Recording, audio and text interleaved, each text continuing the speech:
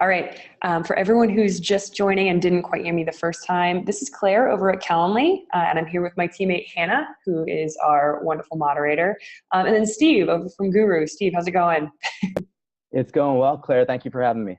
Yeah, absolutely. I'm excited to connect today and talk about, common sales enablement mistakes, that sales leaders are making, especially in fast-growing companies, and then how to fix them. And we were talking, briefly just before the webinar started about your own experiences with that.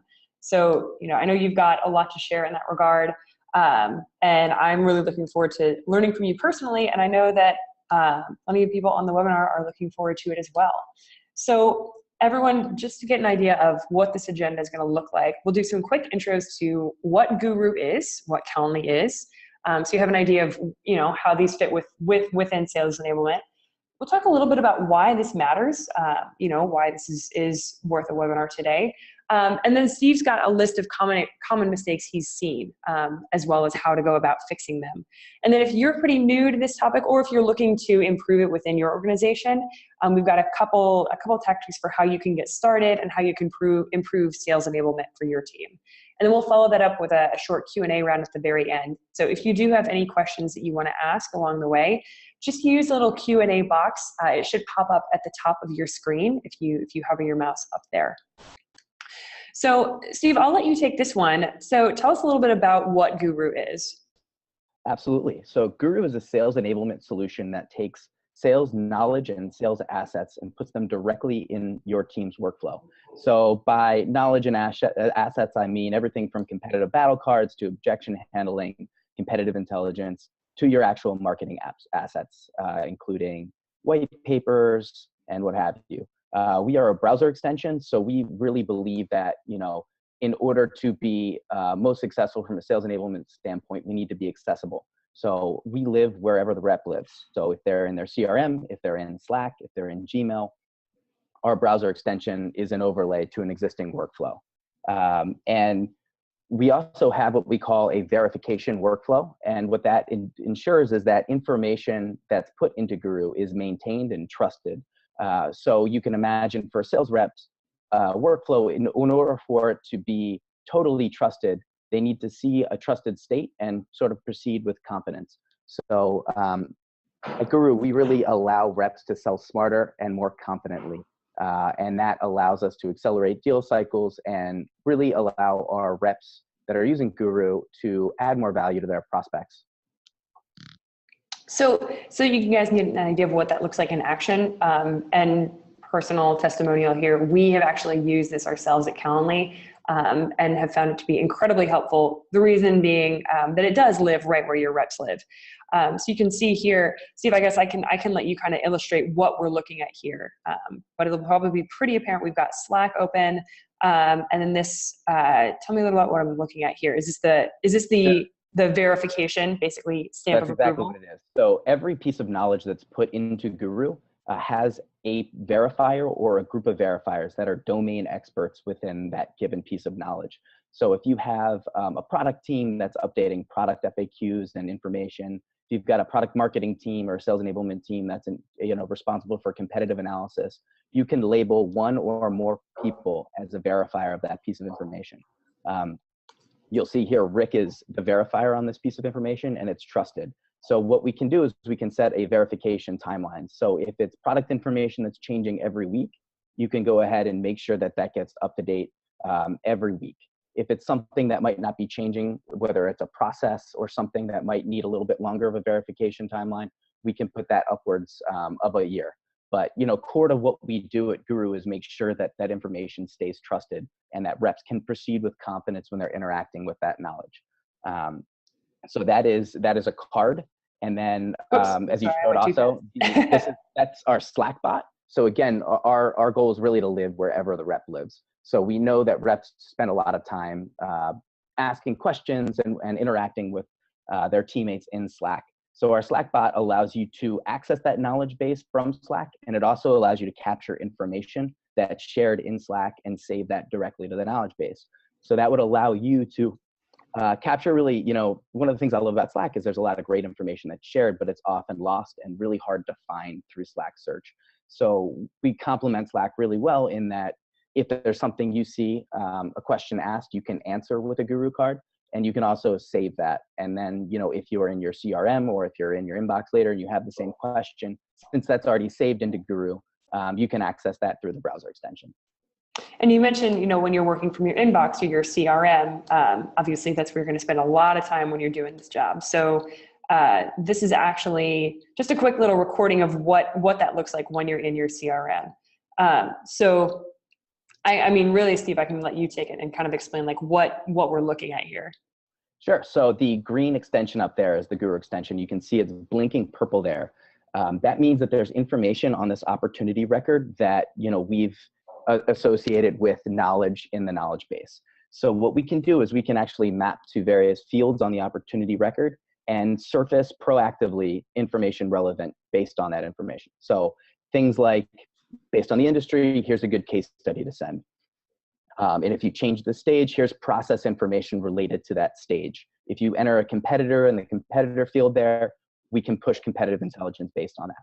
So again, we're really just allowing quick and easy access to all the knowledge and assets a sales rep needs in order to do their job. It's pretty cool. And really, I think where our two solutions kind of fit hand in hand is that we both eliminate, obviously, the bane of every sales rep's existence, which is wasting time on admin work or on, back and forth searching for things. So on the Calendly side, for anyone who's new to Calendly, we're a scheduling tool, and it's super simple.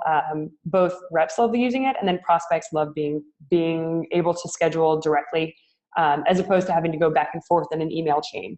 So you drop it into emails, you drop it into your signature, anywhere else prospects might go to schedule. They grab a time on your calendar in 3 clicks, and there's none of that, like, you send an email on Friday and they don't get back to you till Monday, and they're like, hey, I'm not in town this week. How about next week? I mean, it cuts down on all of that. So as a really, really short example, you can see here, this is someone's, response to a request for a demo. If I'm the prospect and I click this hyperlink, I go to this rep's calendar and I'm like, oh, awesome, I'm free Wednesday. So I click into Wednesday and I schedule myself in, and then boom, the demo's scheduled. So it removes the same way that Guru removes all of the time waste of searching for docs and of searching for the appropriate case study. This essentially removes the time waste between you and actually getting on that call. So they work hand in hand in that way. And I think at this point, let's move to really why that all matters. So I guess starting from the top here, Steve, obviously you're going to be talking about sales enablement and where it fits into someone's strategy. So can you give us a little background of your experience? Absolutely. So currently I'm leading product marketing and sales enablement efforts over at Guru. And previously I had ran sales enablement at a company called RJ Metrics, which was a business intelligence product, and was recently acquired by Magento Commerce. So in that time period, we grew our sales team from about 6 to 30, and sales enablement was a core focus. So I'm happy to share some of the things I've learned along the way, and specifically some of the mistakes I've made and how I've sort of adjusted. So why would you say this is so important in today's selling environment? I mean, what has changed about the buyer? What's different than what the situation was even like 10 years ago? Sure. Well, B2B seller environments are more competitive than ever. And furthermore, buyers are just smarter, and they've completed over 65% of the buyer's journey before they even get on the phone with a development rep. So because of that, you really need to enable your sales team to have fluid, productive conversations with your prospect, and highly personalized as well. And there's also bigger buying environments as well. So what I mean by that is the buying committees have grown tremendously. So you need to enable your sales reps not just to speak to your core personas very well, but you also need to be very aware of secondary personas and how to sort of facilitate their engagement and get them to a point where all of the buyers within that buying committee kind of come together to make a buying decision, and they're all engaged and ready to sort of fight for your product.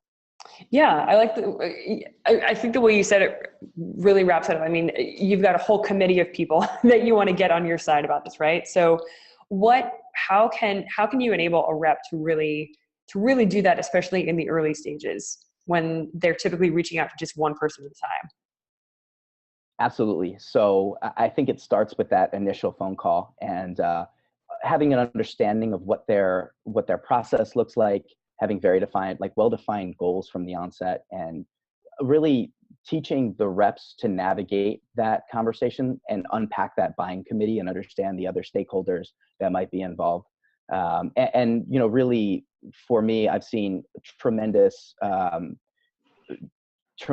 amount of success with personas and really understanding, like I said, the primary and the secondary personas, and you know, having a knowledge base and assets that are tailored towards every single persona, such that when a rep gets on the phone with somebody, they can really personalize that interaction, and the content and all the knowledge necessary. There might be product functionality that's specifically relevant to certain personas that isn't as relevant to others, Right. or based on their title or their responsibilities and roles, there are different things you might want to emphasize. So really enabling reps to understand the buying environment, the buying committee, equipping them with personas and sales knowledge that is situational and personalized by those personas is really a good way to approach that problem. So I think, like you said, the personas thing is huge. Not only you know, we sell to this company, but we sell to this person in the company, and not only do we sell to that person within the company, but we need to get the input from the person above them and the person on that team. And so it gets a lot more detailed and a lot more in depth, which I think is what makes really what you guys offer so useful, in that you know, in that you can kind of silo those into different sections, but they're still all easily accessible. So why don't we talk about some mistakes here? You know, the concept might make sense. Give me one sec. I'm noticing, looks like someone tried to dial in.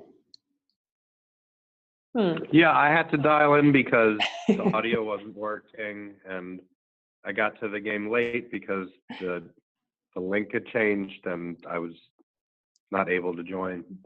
Gotcha. Okay. So it looks like the way that you dial in has enabled your audio. Would you mind listening along kind of as we go? Because I just want to make sure that the recording basically is as smooth as possible. Is that okay? Yeah, you want me? I'll mute my phone. How's that? That sounds perfect. All right, and we can connect at the Q&A session. All right, so some common mistakes. Obviously, what we're talking about all sounds great, right? Giving reps everything that they need to get the work done and to move the deals along. Everyone wants to do that, but it's harder in real life, you know, than anticipated. So one of the big things that I know we've talked about is making reps work too hard to use their systems. I know that we did this personally in the early days at Calendly, where all of our sales collateral lived in Google Docs, and it was really hard to dig through. So, you know, what's a way to kind of correct that? You know, what would you say? Sure. So, you know, the point you made about both Calendly and Guru and having it live in the reps workflow is a really important one. But I also think you just, irrespective of that, really need a single source of truth. So when I started at RJ Metrics, we had information that lived in a Q&A tool. We had Google Docs. We had, you know, our chat tools, and there was just really information everywhere, and no one knew where to go in order to ensure that they were getting the right thing. Mm-hmm. And searchability is a huge thing as well. You know, anybody who's tried to search through Slack or Google Docs knows it's not always a great experience. But, you know, I think McKinsey came up with the statistic that 33% of work is actually spent finding information. Mm-hmm. So really finding a way to streamline that and getting a single source of truth for your reps to know exactly where to look for things and what to look for. A second mistake, I think, is producing knowledge and content in a way that makes sense to you, which is a really easy thing to fall back into. And it's something that I still have to remind myself of continually. You really want to make sure that you're interacting with your reps consistently and making sure that things make sense and work for them. Just because, you know, even simply as wording a particular piece of knowledge or labeling an asset, something that might make sense to you, if it doesn't work for your reps, then it doesn't work. So really maintaining a close relationship with your reps and making sure that your sales enablement initiatives make sense for them is another really, really critical mistake to avoid. That is so true, because if they don't understand if they don't understand the title you've given something, or if it's too hard for them to find, it's not that anyone's lazy, it's that they're pressed for time. And so they're just not going to use it and not going to take the time to go figure it out. So I definitely agree with you there. But also, getting started too late. You and I have both been at very scrappy companies where everyone is pressed for time and everyone's trying to handle so many projects. And so this can easily fall by the wayside. So at what point, should a sales leader really start worrying about this? Right. I would say the sooner the better. It's never too early. The one thing I'll say is that another mistake to avoid is launching sales enablement in like a very broad scope. I think the way to do it is the minute you have more than a couple reps, it's really important to find one particular use case, one pain point. Mm-hmm. So at RJ Metrics, the issue with us was our competitive intelligence. We had, a Google Doc and a spreadsheet that was growing at an incredible rate. We had over 100 people we deemed competitors. And that was a real challenge for us. So we really just tried to figure out, all right, well, what's the success metric we want to measure? Let's make sure we take this amorphous thing that can be sales enablement and try to make it as quantitative as possible and really hone in on that one use case. So even though we only had 6 or 7 reps at the time, this was still a challenge for them. Right. And I think we were able to figure out what worked with this particular use case, what scaled. And, at that point, we were able to sort of expand the use cases. But I think being able to start small, both in terms of team size and in terms of scope, really allowed us when we scaled to do so successfully.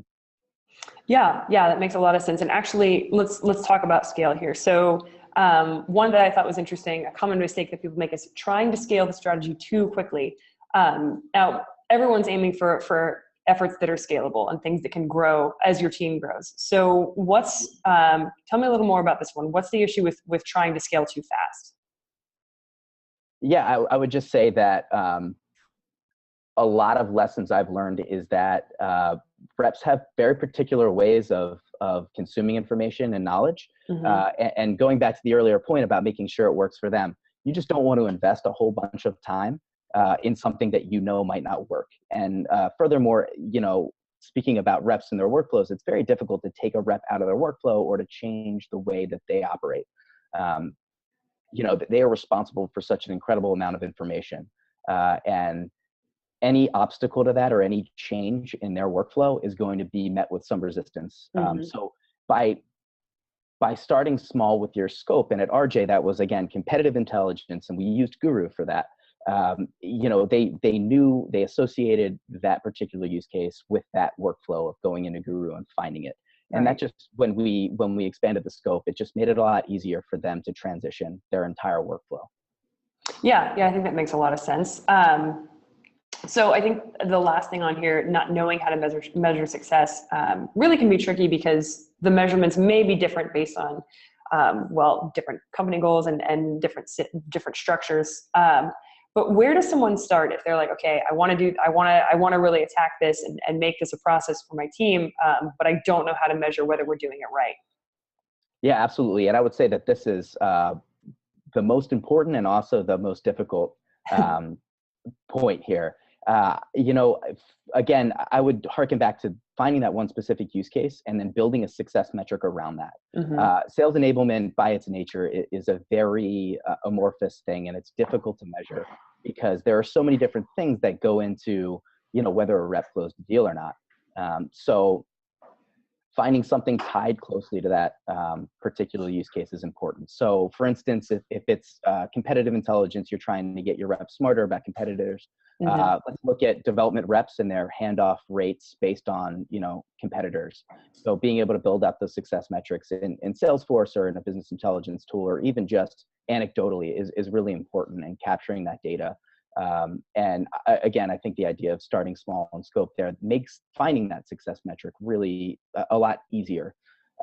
So, you can see things like, all right, well, we're really streamlining the way that our reps find and consume competitive intelligence information. Mm-hmm. Are they more successful with navigating those conversations on calls? So for us, we built out a field in Salesforce that allowed reps to mark whether or not that a prospect was bringing up a particular competitor on a call, and we were able to measure our win rates or our handoff rates against that. And we were able to see incremental changes. And for a team that's growing really fast, another thing that can be very helpful is cohort analysis.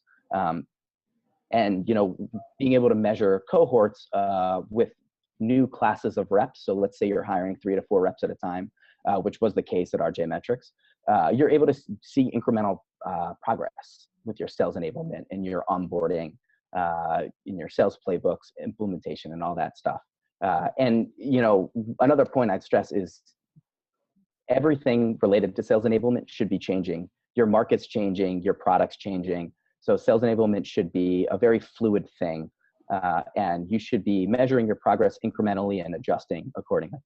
Right, and always making changes where you see the need and where you've kind of outgrown your initial process. I think that makes a ton of sense. So let's look forward at this point. Let's say I have no sales enablement anything. We've got a couple things, in like our drive somewhere, but I really want to, I want to start. I have to start from scratch. So what do I do?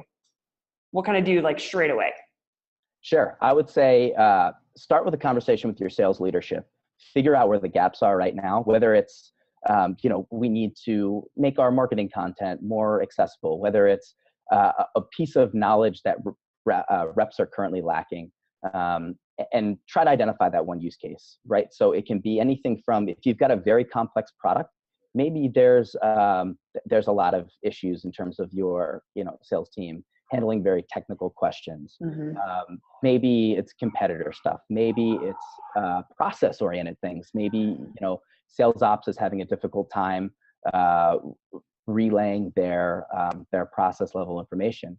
And really just start small, find that use case, and really try to find a way to make it work for your reps. And I think, as your sales team grows, it's really difficult to maintain a relationship with your sales reps where you're getting all of the information that you need in order to figure out where those sales enablement gaps exist. So, I think everyone agrees that especially development reps can be absolute gold mines of information, but a lot of information on those calls is lost. So, especially in the early days, listen to calls if you can, try to figure out where those gaps exist, where they're getting, caught up, and finding that one particular use case you think that's really going to move the needle, and start small. Yeah, starting with the key use case and then adding as you go. Definitely, and that's something that we've had to do here. And one thing you kind of touched on was uncovering gaps and figuring out what things aren't going well and what can be improved upon. You touched on a couple great things there. So trying to get on calls, and trying to do some qualitative stuff. Anything quantitative? Any other thoughts on how you can figure out what's not working and that things you have to fix?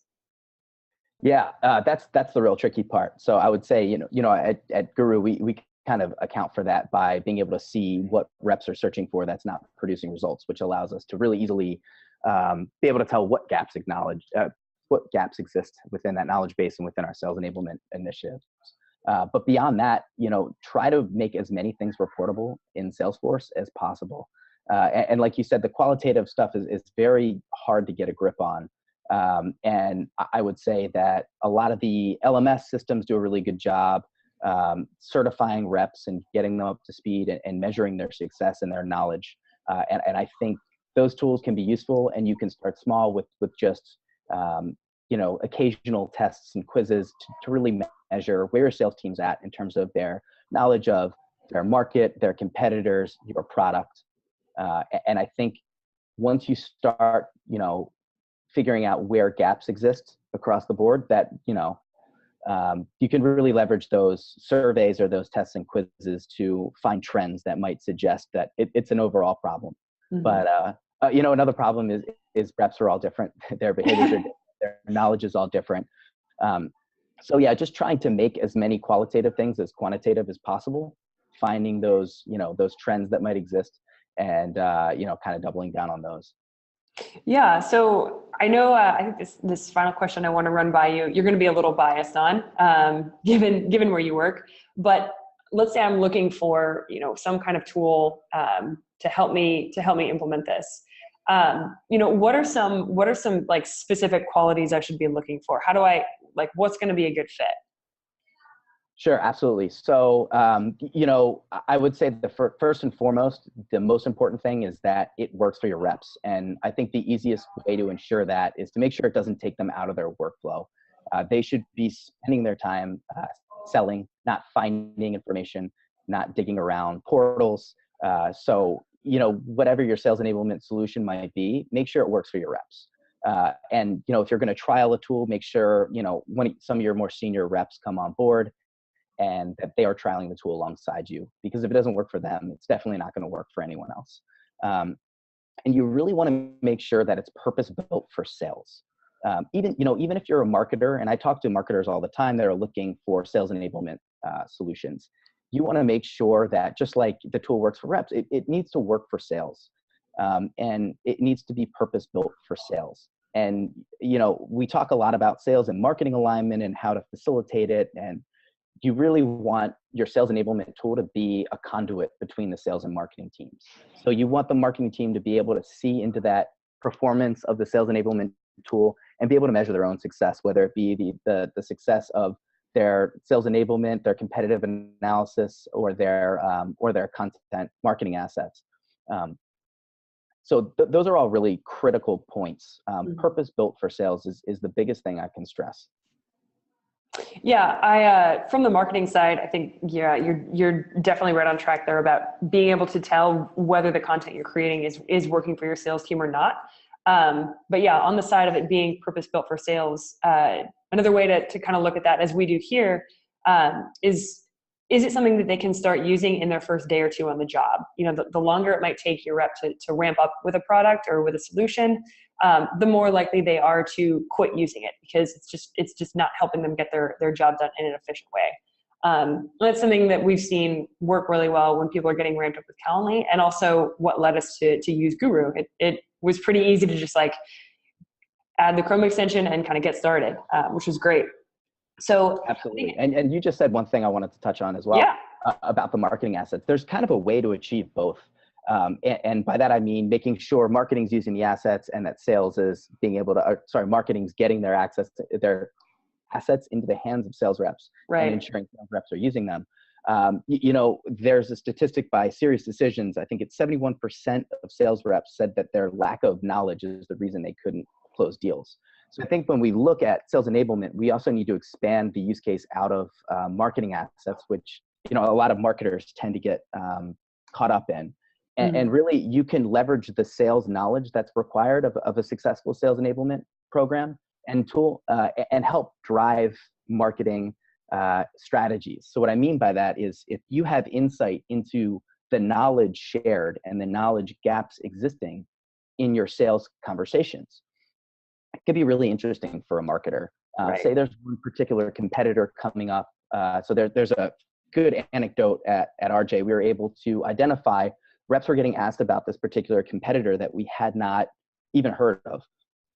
Turns out they're buying our ad space, and furthermore, kind of like positioning themselves a very particular way against us. This really allowed us to inform our marketing strategy at RJ and kind of account for their positioning. And we built out a lot of content and enabled sales with that content in order to deep position that competitor and that positioning. So I would say that those two, the sales knowledge and the assets, really have to work hand in hand, and they can help drive the asset strategy as well. Yeah, I think there's a lot to be gained from something that can give you, as on the marketing team, that ability to kind of see what's going on. So could not agree more with you there. And I realize that we're already past our time, because this has been full of information. So I know we have said, we're going to do a quick Q&A round. Let's do maybe one or two questions. And then if anyone wants to ask more, I would definitely recommend connecting with us on Twitter. I can share those afterward. But one, so One question I'm seeing, it may have kind of been answered actually by what you were just saying, Steve. And Leanne, if you have more questions, feel free to add to the Q&A. But you had written, our company only has 2 people working the business, no sales and marketing teams. So it's, it's a very, very tiny team. How do we start with sales enablement? What would you say when the team is so small that, the information has to be shared just back and forth with like the 2 co-founders? Do you think it's something that you can really implement at that stage? Or are there any thoughts on that? Yeah, so as far as like an investment into a sales enablement tool, it might be a little early for that, but I never think it's too early to start thinking about sales enablement strategically, and just getting on the same page as your co-founder as far as like, where do we want to store all of our information? How can we make sure we have a single source of truth, and how do we tag it and categorize it in a way that kind of makes sense for us both? And also figuring out a way to make sure that whatever knowledge and assets you have, that you have kind of a feedback loop and a way to, even though it's 2 of you, to collaborate off of that knowledge and those assets. Mm-hmm. And that, positions you very well for when you start hiring more people. They know exactly where to find things, how to look for them, and they're able to also contribute and collaborate off of that stuff as well. Okay, very cool. So I think 2 more things. One is actually related to Calendly, and then another is more of a general question that I think a lot of people may appreciate knowing.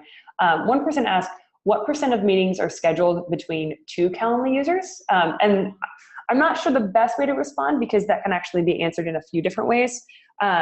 If you're referring to 2 people on the same team or within the same company who use Calendly, and they need to schedule and both be on the meeting, for example, like a rep, like an SDR and also an AE, a lot of people use Calendly for that purpose. So Calendly can look at 2 team members' calendars and show your prospect only times that both people are available. And once the prospect schedules, add both those sales reps or those sales team members into the meeting, if that answers the question. As far as what % of meetings are scheduled between 2 Calendly users, the other way to interpret that is maybe 2 different people who have Calendly from different companies, which I guess I'm not quite sure how to answer, but unfortunately it's listed by anonymous. But I'd love to answer that for you further or give you a little bit more insight. If you reach out to us at support@calendly.com, we'd be happy to kind of give you more information on that. And speaking of support@calendly.com, we're getting plenty of people who are asking where they can actually get started with these things. So if you're interested in checking out Guru, it's getguru.com. And Steve, is there like a specific, what would you recommend? Is there a certain person or a certain like support or success email address people should reach out to if they have questions? Yeah, I think the most effective way to sort of communicate with our team is probably through intercom. So if you go to getguru.com and you have a question, just shoot us a message and we'll get back to you. It's probably the fastest way to get a response. Okay, very cool. So you can use getguru.com, and then for Calendly, it's calendly.com. And I have used both products. They both are free to start with, so it's pretty easy to get going. If you do have any questions on the Calendly side, like I mentioned, support@calendly.com is an awesome way to reach us. Our team is super responsive. And then also we're just @sign, and then we're just Calendly on Twitter if you want to connect with us there. And I believe you guys is it Guru HQ? Is that right? It's Guru _HQ. Cool. So @sign Guru _HQ. Okay. Very cool. For anyone who was wondering, I'm noticing a couple people asking if this is being recorded. Yes, absolutely. You'll get a follow-up email with this in your inbox, so you can watch this anytime, and it will also live on YouTube if you don't want to hold on to your own copy. So Steve, thanks so much for joining today. I have really appreciated learning a ton of this from you, as I know a lot of our attendees have. And if anyone has any questions, as Steve mentioned, intercom through Guru is the best, or through Get Guru is a good place to go, as well as support@calendly.com.